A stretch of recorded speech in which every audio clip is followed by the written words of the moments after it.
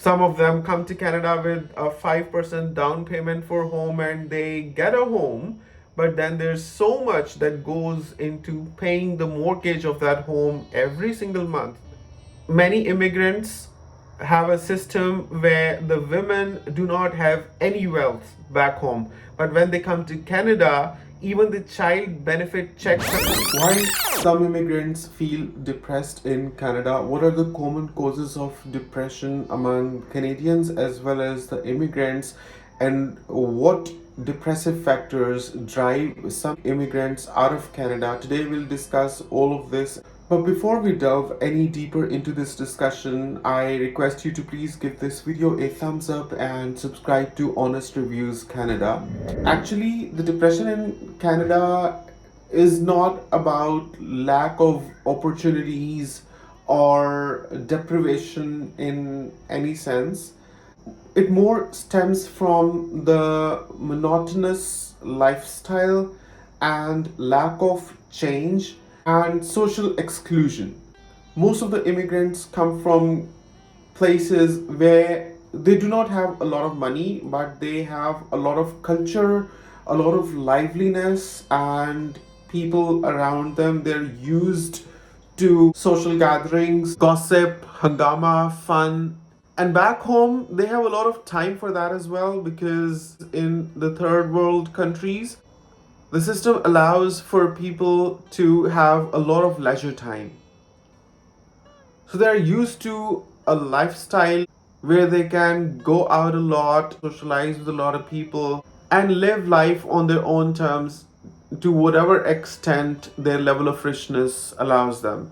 When they come to Canada, the first thing that strikes, especially the ladies, is lack of friends, lack of parents, lack of siblings, lack of other ladies to gossip with.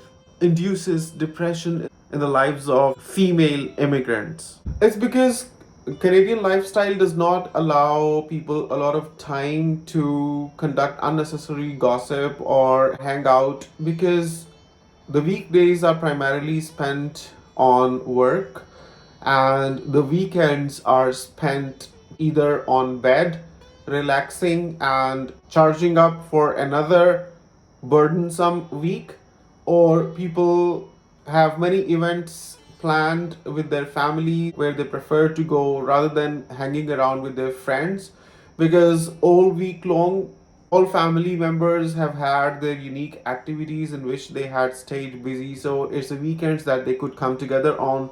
So it's the limited circle of people that you can hang around with or you can socialize with. Families do not quite often interact with each other because of the simple reason that they do not have time to do that. Some immigrants get depressed because they do not find the kind of jobs they're used to. Let's take the case of an immigrant who was serving in an executive manager position in the Middle East and he comes to Canada and he's not able to land such job opportunity. He gets a job, but as a technical sales specialist or as a sales associate somewhere, but that he envisions as being far lower in the hierarchy of positions in the job. So, not being able to find a job of their preference may make some immigrants depressed. Some immigrants get depressed in Canada simply because the reality turns out contrary to their expectations because they reached Canada thinking they would suddenly get rich and have a super duper lifestyle here. But the fact of the matter is, wherever you go in the world, when you start from scratch, it takes time to build a fortune there. So, impatience and eagerness to make it big in Canada lands them into depression. Some immigrants may also get depressed because they land themselves into big debts. Because Canada is a kind of country, the system allows people to take a lot of debt. There are a lot of credit cards and offers, and you can get quite a lot of things paying very little to none in advance for those things, but eventually it's upon you to pay for them when you opt for them, whether it is an expensive mobile or a car or a home. So some immigrants who do not plan well and are very eager to acquire wealth and show off to the people observing them from different parts of the world and looking up to them.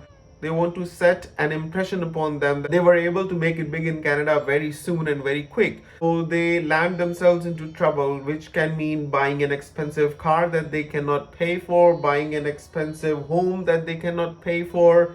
Some of them come to Canada with a 5% down payment for home and they get a home, but then there's so much that goes into paying the mortgage of that home every single month that when they actually happen to be in that position, they realize the load was far more than they had envisioned or estimated before buying that property. Then some immigrants may get depressed because the striking contrast between the kind of system and culture Canada has to provide them with as compared to the place they came from has a very bad impact on their relationship. Let's say the relationship between spouses, because many immigrants have a system where the women do not have any wealth back home, but when they come to Canada, even the child benefit checks are generally generated in the names of the mothers.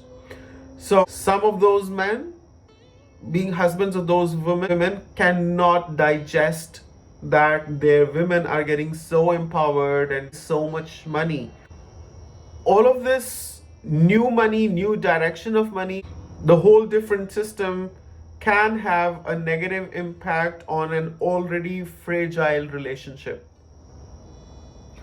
Some immigrants get depressed because even though they have everything that they had ever wanted in Canada, ranging from a good job to a good home to a good community to a good car to everything that they ever wanted in life, but the fact that the system in Canada does not allow them to take a break can break them from inside, because they can keep up with such a routine for 6 months, for a year, for 2 years, but eventually they want to take a substantial break of at least a month of two from that routine. But the tickets to move out of Canada and take a vacation are so expensive that they eat up a substantial chunk from or all of the savings that they had made in those 2 to 3 years.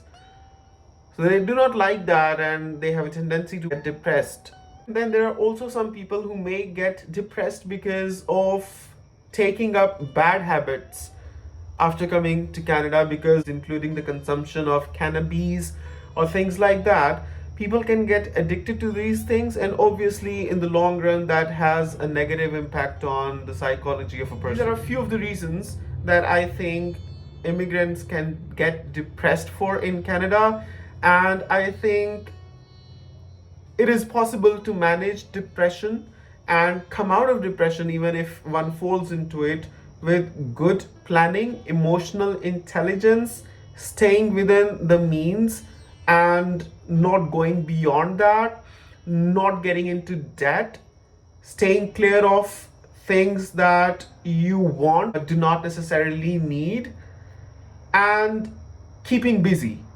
And the best approach is to try to invest your time and effort into building yourself up, whether it is in the direction of a career or as a person or whatever goals you set for yourself. But you have to keep setting goals and keep striving to make yourself a better person, socially, personally, psychologically, emotionally more stable, as well as professionally more sound. If you set goals, then Canada is a kind of country that also provides you with the environment and opportunities that help you achieve those goals. And people who set such goals and try to achieve them and make themselves busy in that have a greater potential to stay clear of depression.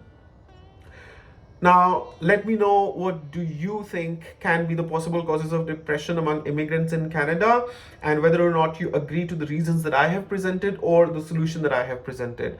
I look forward to reading your comments. Please subscribe to my channel. See you in the next video. Until then, take care and bye.